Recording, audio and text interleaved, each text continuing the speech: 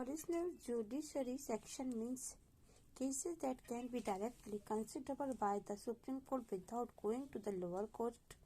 Before that, from the diagram above, you will notice that the case involve federal relation go directly to the Supreme Court. The original judiciary section of the Supreme Court stabilized it as an empire in all disputes regarding feudal matter in any feudal countries. Legal disputes are bounded to arise between the union and the state. Among the state themselves, the power to resolve such a case in interest used to the Supreme Court of India. It is called original judicial section because the Supreme Court alone has the power to deal with such cases.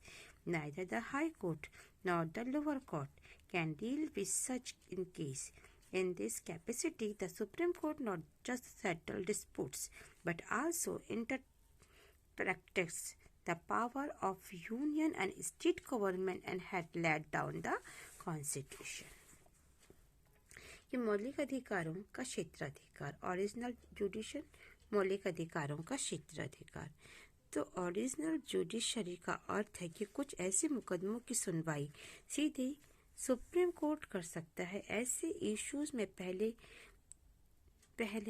निचली अदालतों यानी कि session court में सुनवाई जरूरी नहीं है। आपने देखा था डायग्राम के अंदर जहां पर यूनियन रिलेशन से संबंध में कुछ ऐसे मुकदमे आए थे जिसमें कि सुप्रीम कोर्ट में जो सीधे सुप्रीम कोर्ट में जाते हैं।